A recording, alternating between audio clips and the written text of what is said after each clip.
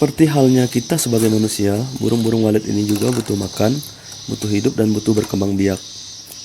Jadi, mari kita bijak dalam memilih pola panen sarang walet rumahan ini, agar populasi burung-burung walet di alam ini tetap terjaga.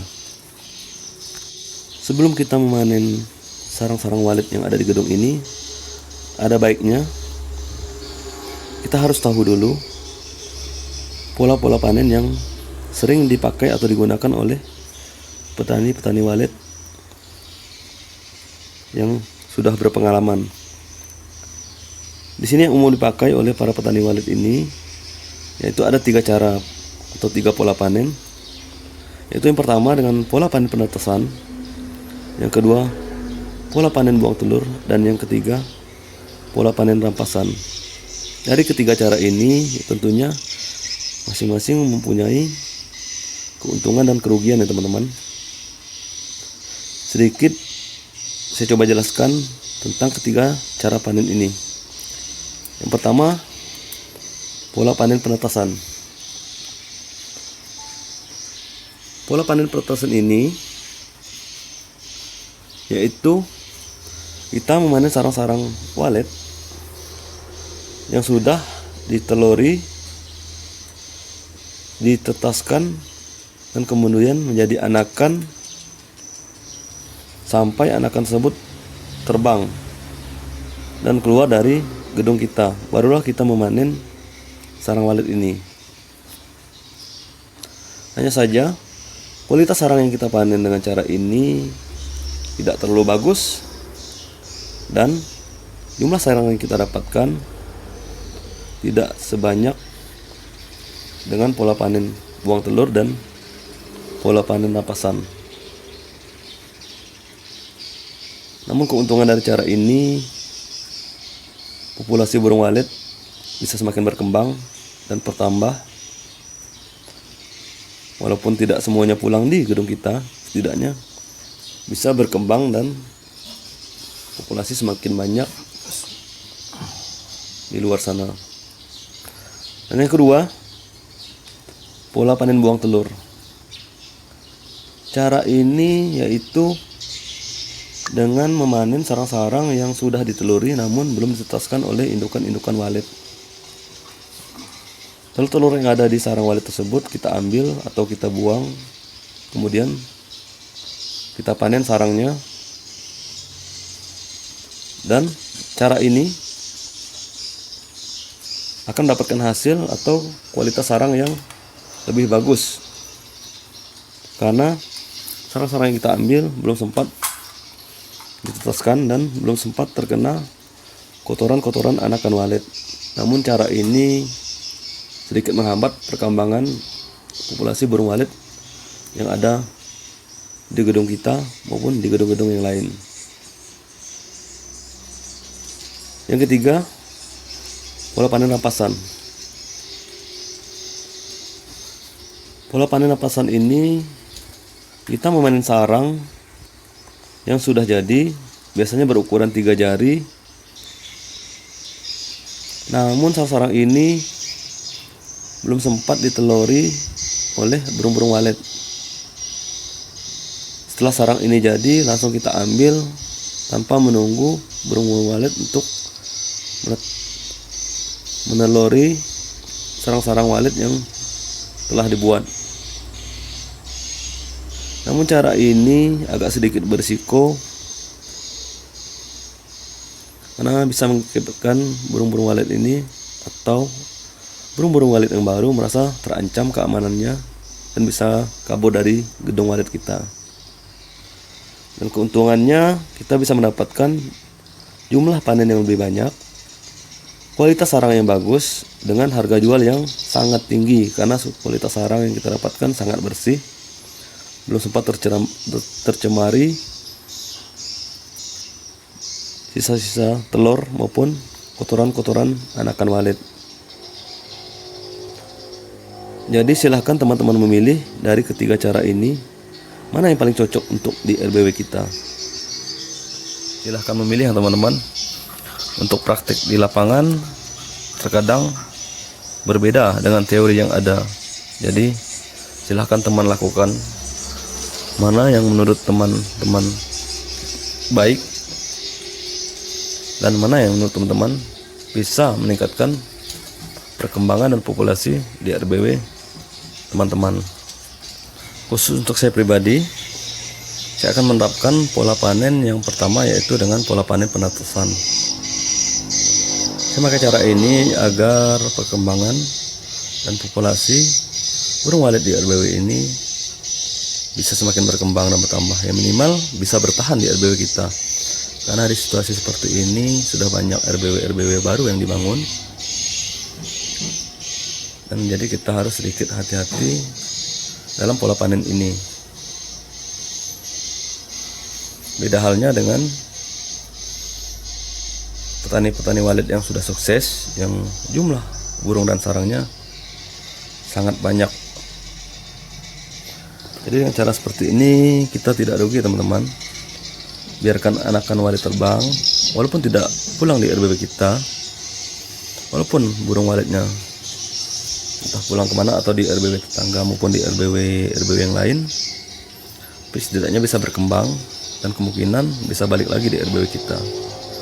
Begitu juga dengan kita dahulu membangun awal gedung ini, juga mengharapkan anakan-anakan burung walet dari RBW yang lain. Jadi kita saling menguntungkan ya teman-teman. Jadi kita tidak perlu takut di sini, tidak perlu panik, santai saja. Oke, selanjutnya kita lanjut panen teman-teman. Kita congkel-congkel sedikit, mumpung ini hari libur. Oke, kita lanjut. Assalamualaikum warahmatullahi wabarakatuh. Hari ini kita berada di dalam gedung SPR ini. Hari ini kita congkel-congkel sedikit, mumpung hari libur, hari Minggu. Kita menggunakan sebelah tangan ya teman-teman, menggunakan alat ini. Oke, langsung saja. Karena saya sendirian, maka saya akan memanen sarang walet ini dengan sebelah tangan, karena tangannya sebelahnya sambil memegang HP untuk merekam ya teman-teman. Di sini saya menerapkan pola panen santai dengan pola panen yang pertama, yaitu cara panen penetasan. Saya memanen sarang-sarang ini hanya yang sudah terpakai saja, dan sarang-sarang yang belum terpakai walaupun sudah memenuhi syarat dengan ukuran 3 jari tidak saya ambil ya teman-teman. Saya biarkan saja walaupun kosong, namun belum sempat ditelurkan oleh burung walet ini. Jadi saya tidak terlalu berambisi untuk mendapatkan panen yang banyak.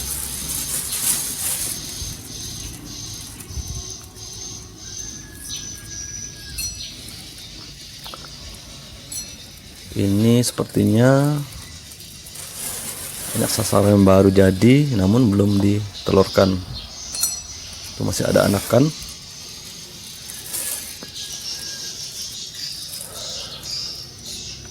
Ini kosong juga, cuman belum ditelurkan ya teman-teman. Masih saya biarkan.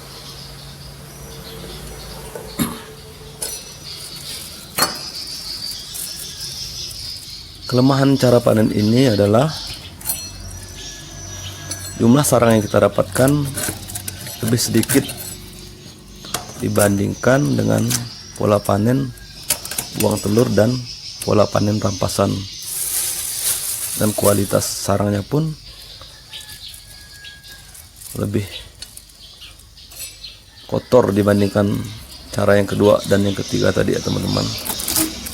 Tapi tidak apa-apa, demi pertahankan dan meningkatkan perkembangan dan populasi di gedung ini.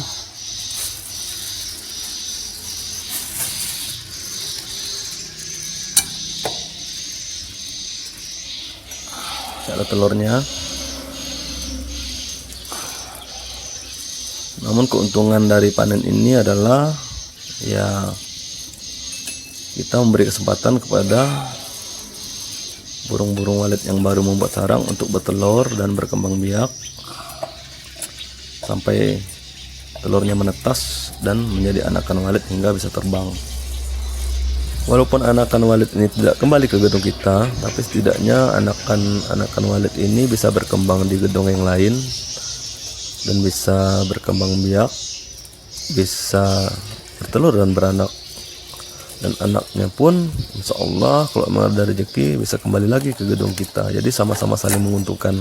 Kita tidak perlu takut dan tidak perlu khawatir ya teman-teman untuk pola panen seperti ini. Biarkanlah anak-anak burung ini berkembang.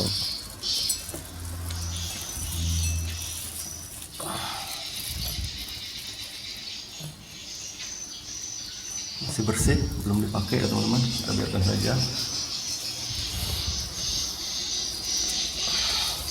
Ini saya panen dengan cara menyemprot di bagian kaki-kaki ya teman-teman, makanya agak basah kelihatannya. Karena alat yang saya pakai ini sudah tidak tajam lagi, jadi saya ambil amannya saja. Kalau memang alat ini tajam, kita tidak perlu menggunakan cara ini. Daripada sarangnya patah, ya saya lebih baik menggunakan cara semprot. Tapi jangan lupa setelah panen ini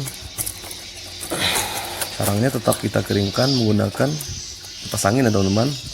Jadi pas saat menjual sarang ini, sarang kita sudah benar-benar kering dan kadar airnya sudah tidak banyak lagi. Syukur-syukur bisa hilang, harganya pun bisa tinggi. Jadi kita juga tidak merugikan para pembeli dan atau para pengepul. Jadi kita harus bersikap jujur ya teman-teman. Jadi tidak mengambil keuntungan dengan cara disemprot air seperti ini. Tetap harus kita keringkan juga. Lagi pula kalau kita untuk menyimpan pun sarang ini kalau tidak langsung dijual, dengan mengeringkan sarang yang basah seperti ini,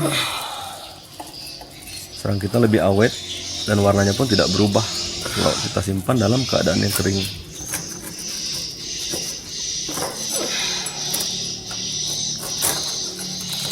Karena keadaan yang tidak terlalu fit atau kurang sehat ya teman-teman, jadi saya tidak bisa melanjutkan video ini sampai selesai.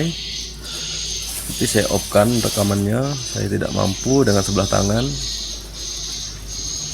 Nah sekarang pun sudah mulai capek teman-teman, sudah lelah. Saya paksakan aja ini naik karena sudah jadwalnya. Cukup ya teman-teman ya. Saya capek juga, saya nyerah. Video ini hanya sekedar hiburan di hari libur ini. Semoga teman-teman merasa terhibur setelah melihat cara panen dengan sebelah tangan tadi. Ternyata tangan yang satu ini nyerah, nggak mampu. Kita lanjut. Cukup sampai sini ya teman-teman. Mohon maaf, ini hanya sekedar hiburan di hari libur ini. Semoga teman-teman sahabat walet, khususnya para petani walet di seluruh Indonesia semuanya bisa sukses dan RW-nya berkembang. Salam sukses untuk sahabat-sahabat semua. Assalamualaikum warahmatullahi wabarakatuh. Salam 3 jari.